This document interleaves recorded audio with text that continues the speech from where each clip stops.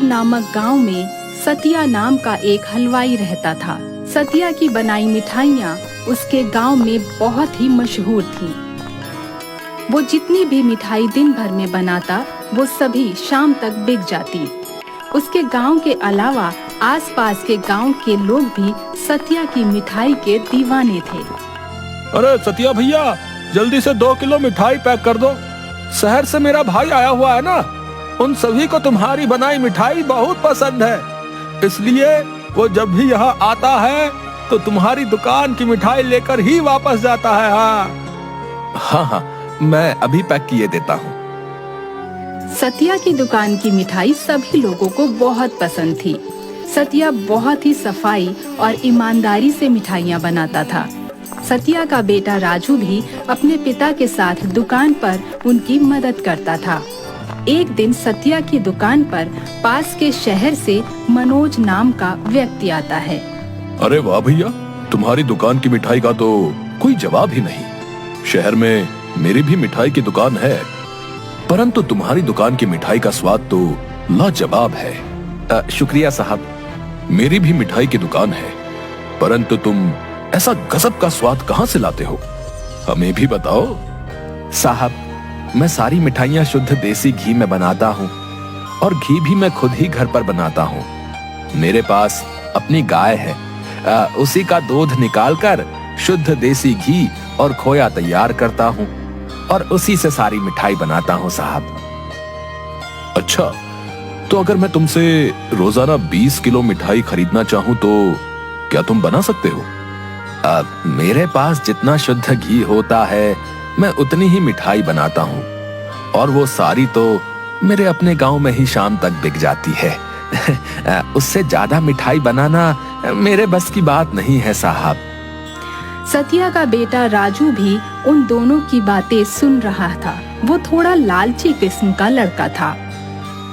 मनोज के जाने के बाद वो अपने पिताजी से बोला, पिताजी, वो व्यक्ति हमसे 20 किलो मिठाई रोजाना लेना चाहता है, तो आपने मना क्यों कर दिया? सोचिए, उसको इतनी मिठाई बेचने पर हमें रोजाना कितना फायदा होगा। बेटा, तुम जानते हो कि मैं शुरू से ही अपने हाथों से बनाई शुद्ध घी की ही मिठाइयाँ बनाता हूँ। अब जितना शुद्ध घी मेरे पास होगा उतनी ही तो मिठाइयाँ बनाऊंगा ना। परंतु पिताजी, हम बाजार से भी तो देसी घी और खोया खरीद सकते हैं ना, फिर हम ज्यादा मिठाइयाँ बना पाएंगे और ज्यादा मुनाफा कमा पाएंगे। सतिया एक सीधा साधा व्यक्ति था। उसने कभी भी मिलावट या ज्यादा कमाने के बारे में नहीं सोचा था। बेटा, हमारी मिठाइयाँ इसलिए इतनी मशहूर हैं क्योंकि वो घर के बनाए शुद्ध घी से बनती हैं। अब बाजार के घी पर मैं भरोसा नहीं कर सकता बेटा, पता नहीं उसमें कितनी मिलावट हो। परंतु पिताजी, आप जितना समय घी बनाने में लगाते हैं उतना समय और मिठाइयाँ बनाने में लगाएं तो हमें ज्यादा मुनाफा हो सकता है। आजकल सभी हलवाई ऐसा करते हैं। कल से मैं बाजार से देसी घी ले आऊंगा और हम उसी से मिठाइयाँ बनाएंगे, किसी को कुछ पता नहीं चलेगा।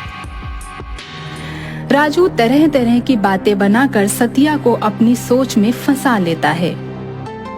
अगले ही दिन राजू बाजार से घी खरीद कर लाता है।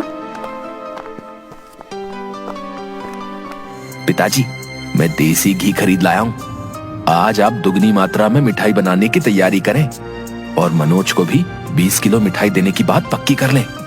राजू जैसा कहता जा रहा था, सतिया उसकी बातों में आकर वैसा ही करता गया।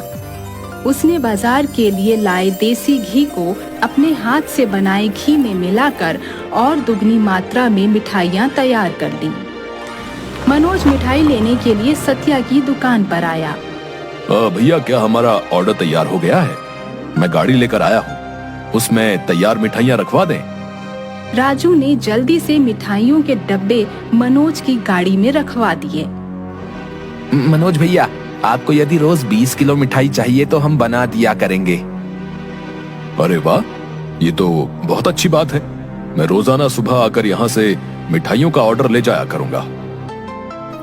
इस तरह से सतिया और राजू ज्यादा मिठाइयाँ बनाने लगे और उनका ज्यादा मुनाफा होने लगा। पिताजी, देखा आपने, हमारी मिठाइयाँ कितनी मशहूर हो रही हैं। मनोज रोजाना हमसे 20 किलो मिठाई ले जाता है। हमारा मुनाफा भी दुगना हो गया है। और आप तो ऐसे ही चिंता कर रहे थे। देखा, स्वाद में कोई फर्क नहीं आया। सभी लोगों को आज भी हमारी मिठाइयाँ उतनी ही पसंद है।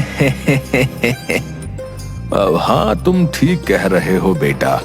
मैं बेकार ही इतनी मेहनत करता रहता था। घी बनाने में, मिठाई बनाने में अब मुझे कितनी मेहनत लगती थी। अब बाजार से घी लेकर हम आसानी से मिठाइयाँ बना रहे हैं और ज्यादा मुनाफा कमा रहे हैं।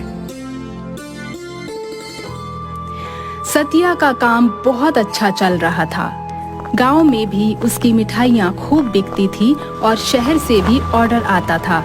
और देखते ही देखते सतिया पैसे वाला बन गया और उसने कुछ और लोगों को काम पर भी रख लिया था। उसकी बनाई मिठाइयों की मांग दिनों दिन बढ़ने लगी। मिठाइयों की बढ़ती हुई मांग को देखकर राजू सतिया से कहता है, पिताजी, हमारी दुकान पर मिठाइयों की मांग दिनों दिन बढ़ती जा रही है। मैं सोच रहा हूँ कि हमें शहर में मिठाइयाँ सप्लाई करने के लिए बाजार से ज्यादा खोया खरीदना पड़ेगा। अब हाँ, ठीक है बेटा, बाजार से बना बनाया खोया ले आओ और जितनी भी मांग मिठाई की है उसे पूरा करो। कुछ दिनों बाद उनकी दुकान के पड़ोस में राघव नाम के हलवाई ने भी मिठाई की दुकान खोल दी। राघव अपनी दुकान पर आने वाले ग्राहकों को शुरू में काफी डिस्काउंट देने लगा। देखो भैया, जो भी हमारी दुकान से मिठाई खरीदेगा हम उसे डिस्काउंट देंगे। जो जितनी ज्यादा मिठाइयाँ खरीदेगा उसे उतना ही ज्यादा डिस्काउंट मिलेगा।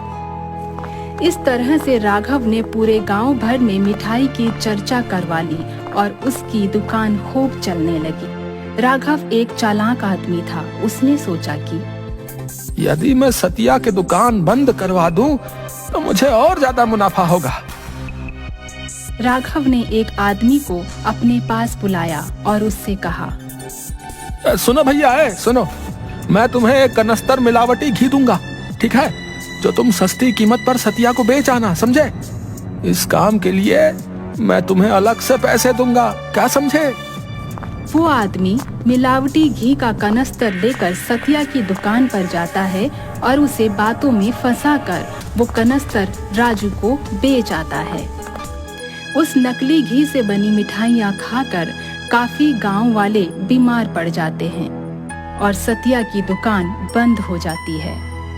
राघव से कंपटीशन करोगे हैं? अब आई अक्ल ठिकाने बाप बेटे की।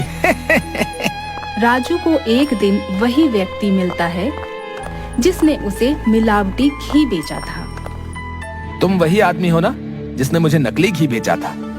तुम्हारे उस घी से बनी मिठाइयों की वजह से मेरी दुकान बंद हो गई। सच सच बताओ, वो मिलावटी घी तुम कहाँ से लाए थे? सच बताओ, वरना मैं तुम्हें पुलिस के हवाले कर दूंगा। अरे नहीं नहीं, मुझे पुलिस के पास नहीं जाना। मुझे तो राघव मिठाई वाले ने लालच दिया था और पैसे भी दिए थे। राजू को सारा माजरा समझ में आ जाता है और वो उसे सबक सिखाने की सोचता है। एक दिन राजू भेष बदलकर राघव की दुकान पर जाता है और उससे कहता है, अरे भैया, लगता है तुम्हारी दुकान बहुत अच्छी चलती है। सारा दिन तुम्हारी दुकान पर भीड़ लगी रहती है। सब भगवान की कृपा है, दुकान बहुत अच्छी चलती है भैया। यदि तुम चाहो तो ये मुनाफा और बढ़ सकता है। मेरा घी का व्यापार है। पास के गांव में बहुत से लोग मुझसे भी लेते हैं। मेरा माल बहुत ही अच्छा होता है और दाम भी काफी कम है। यदि तुम कहो तो मैं तुम्हारी दुकान पर भी घी पहुंचा दूं। राघव कुछ देर सोचता है और लालच में आकर राजू की बात मान लेता है। राजू राघव की दुकान पर पहुंचता है। लो भैया, तुम्हारा ऑर्डर आ गया है। हाँ भाई, तुम तो बहुत जल्दी मेरा सामान ले आए हैं। रुको रुको, मैं तुम्हें पैसे देता हूँ। राघव जैसे ही राजू से पैसे पकड़ता है, तभी फूड इंस्पेक्टर राघव की दुकान पर छापा मारता है और उसे रंगे हाथों नकली घी लेते हुए पकड़ लेता है। राघव को जेल हो जाती है और उसकी दुकान बंद हो जाती है। पिताजी, मुझे माफ कर दीजिए। मैं भी पहले गलत राह पर चल रहा था, लेकिन अब मुझे समझ आ गया है कि थोड़ा कमाओ लेकिन इज्जत के साथ कमाओ। आज के बाद हम दोनों पहले की तरह ही अपनी शुद्ध मिठाई ही बनाया करेंगे। इसके बाद से वो अपनी दुकान पर साफ सुथरा अच्छा सामान ही रखता है और उसकी दुकान अब दोबारा से चलने लगती है।